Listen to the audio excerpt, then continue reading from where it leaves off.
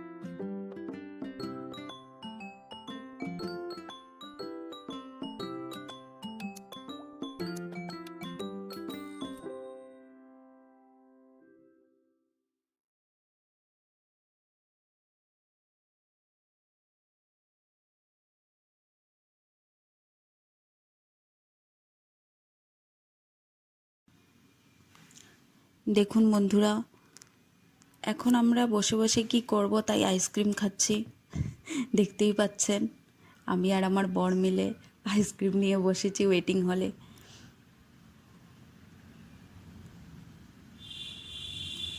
সকাল 6:30টায় বন্ধুরা দেখুন কি সুন্দর ট্রেনটা চালু হয়ে গেল। বন্ধুরা, শিয়ালদা স্টেশন থেকে আপনাদেরকে শিলচর যেতে গেলে যে ট্রেনটা করতে হবে সেটা হচ্ছে Kanchenjunga express. Sealdah to Silchar Kanchenjunga express. সেটা সকাল 6:30টায় ছাড়ে। শনিবারে আমরা সকাল 6:30টায় সেই ট্রেনে চেপে চললাম আসামের দিকে। দেখুন, আস্তে আস্তে ট্রেন ক্রস করছে শিয়ালদা স্টেশন। শিয়ালদা স্টেশনকে টাটা বলে আমরা রওনা দিলাম আসামের দিকে। একটার পর একটা স্টেশন ক্রস করে এখন আমরা চলে যাব আসামের দিকে। দেখুন বন্ধুরা, কি সুন্দর একটা লোকাল ট্রেন চলে আসছে। আমি আর আমার বর চললাম। দেখুন কি সুন্দর অপূর্ব দৃশ্য লাগছে দেখতে। অনেক আনন্দ হচ্ছে, অনেক দিন পর আসাম ঘুরতে যাচ্ছি, প্রায় 1 বছরের মাথায়। দেখুন বন্ধুরা, দক্ষিণেশ্বরের সেই ব্রিজ হয়ে, বালি ব্রিজের উপর হয়ে এখন আমাদের ট্রেনটা চললো।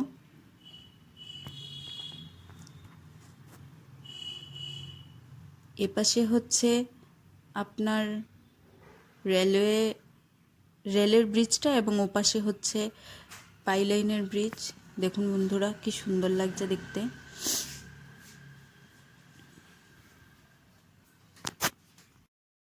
দেখুন বন্ধুরা, কি সুন্দর লাগছে, চারপাশে সবুজ হয়ে আছে, চারদিকে ক্ষেত এবং ভুট্টা ক্ষেত আছে। ট্রেন চলে যাচ্ছে আসামের দিকে এক এক করে স্টেশন ক্রস করে। এখন আমরা আলিপুরদুয়ার স্টেশন পার করছি, নিউ আলিপুরদুয়ার।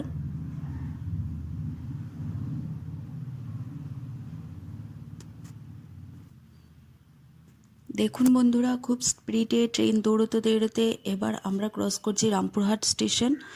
দেখতে পাচ্ছেন বন্ধুরা, রামপুরহাট স্টেশনে কোনো স্টপেজ নেই, তাই এখান থেকে প্রবল বেগে ছুটে চলে যাচ্ছে। এটা এক্সপ্রেস ট্রেন বন্ধুরা, সব স্টেশনে স্টপেজ নেয় না, বড় বড় স্টেশনে স্টপ করে কিছুক্ষণের জন্য।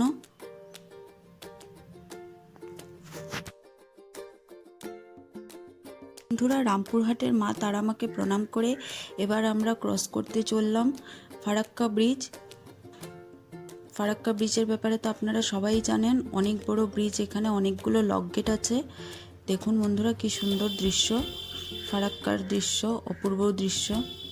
জলে চারদিক জলমগ্ন হয়ে আছে, কি সুন্দর জলের রংটা দেখতেই পাচ্ছেন বন্ধুরা। অনেক লম্বা ব্রিজটা, দেখুন বন্ধুরা কি সুন্দর লাগছে দেখতে।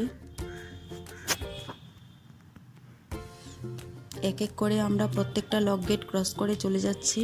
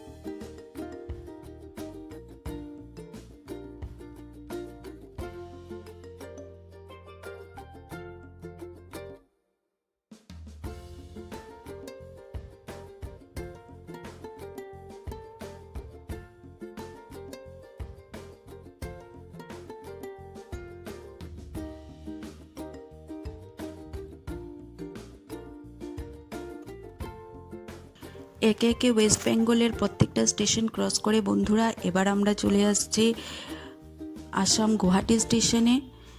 অনেক রাতে গুয়াহাটি স্টেশনে এসছে বন্ধুরা ট্রেনটা, দেখতেই পাচ্ছেন সবাই ঘুমিয়ে আছে প্ল্যাটফর্মে।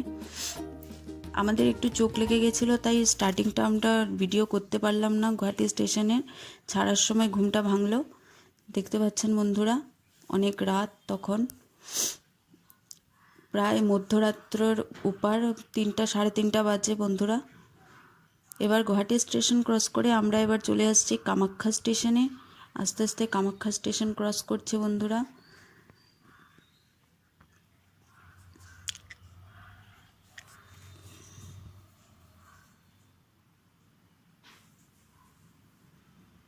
মা কামাখ্যাকে প্রণাম করে আমরা ভোরবেলা চলে আসলাম এবার লামডিং জংশনে।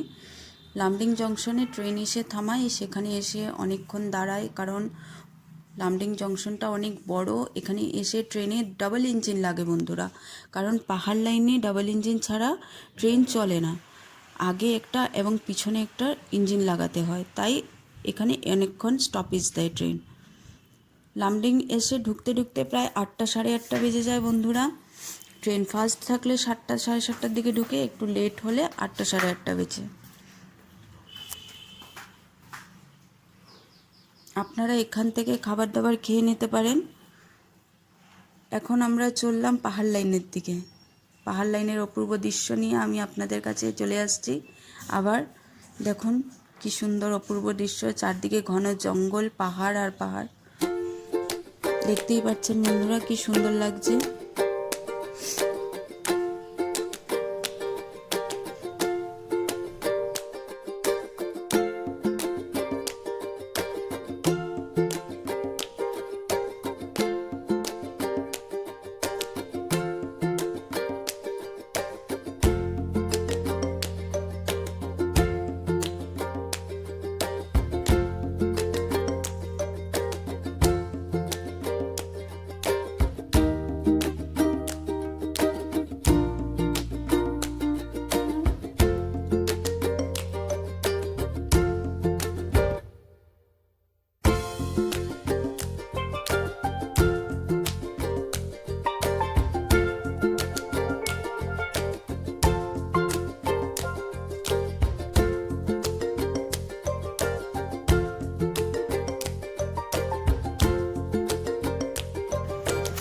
বন্ধুরা লামডিং স্টেশন ক্রস করার পরেই আমরা এগিয়ে চলবো পাহাড় লাইনের দিকে।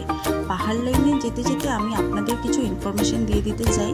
সেই রাস্তায় কিন্তু বন্ধুরা খুব কম স্টপেজ পাবেন এবং পাহাড় লাইনে আপনাদের খাওয়া দাওয়ারও ট্রেনে অনেকটা সমস্যা হতে পারে, কারণ ওই জায়গায় অনেকই কম খাওয়া দাওয়ার ব্যবস্থা আছে। তাই আপনারা লামডিং স্টেশন থেকে কিছু শুকনো খাবার ক্যারি করে নেবেন, ইভেন প্যাকেট খাবারও নিয়ে নিতে পারেন। তাছাড়া বন্ধুরা লামডিং স্টেশন থেকে ছাড়ার পর পাহাড় লাইনে আপনাদের মোবাইলে নেটওয়ার্ক খুবই কম থাকবে এবং নেটওয়ার্ক আপনাদের একদম থাকবেই না বললেই চলে। তাই বন্ধুরা আপনারা সেই হিসেবেই জার্নি করবেন।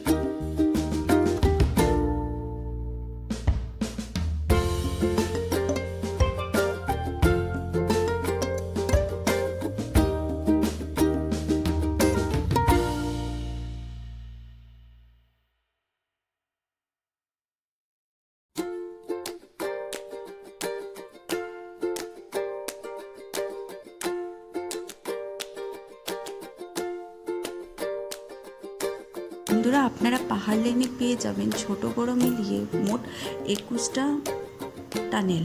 সেখানে কিছু টানেল অনেক বড় আছে এবং কিছু টানেল ছোট আছে।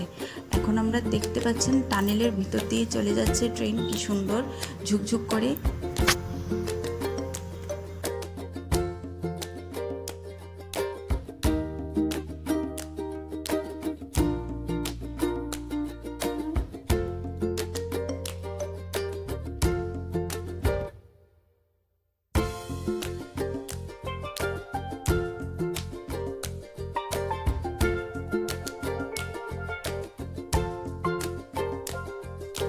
এবার আমরা বন্ধুরা চলে যাচ্ছি পাহাড় লাইনের মাঝখান দিয়ে। দেখুন বন্ধুরা কি সুন্দর মনোরম দৃশ্য, চারপাশে ঘন সবুজ অরণ্য, উঁচু নিচু পাহাড়, দেখতে দারুণ লাগছে, বিভৎস।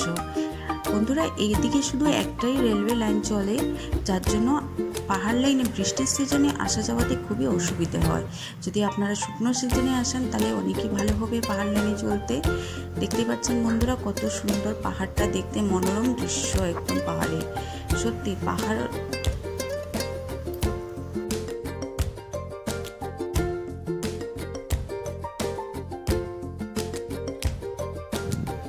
পাহাড় লাইনে আপনারা কিছু বন্ধুরা স্টেশন পাবেন, যে স্টেশনগুলো নাম আমি আপনাদেরকে বলবো। আমি সবগুলো তো বলতে পারছি না, কিছু আমি বলছি। তার মধ্যে কিছু আপনি পেয়ে যাবেন, মাইবং আছে, মাহুর পেয়ে যাবেন, জাতিঙ্গালামপুর পেয়ে যাবেন, তারপর আপনারা ফাইডিং পেয়ে যাবেন, লামটিং পেয়ে যাবেন। এরকমই কিছু স্টেশনের মাঝখান হয়ে আমরা শিলচরের দিকে এগিয়ে যাব। তার মাঝখানে যে বড় স্টেশনটা হচ্ছে সেটা হচ্ছে নিউ হাফলং স্টেশন।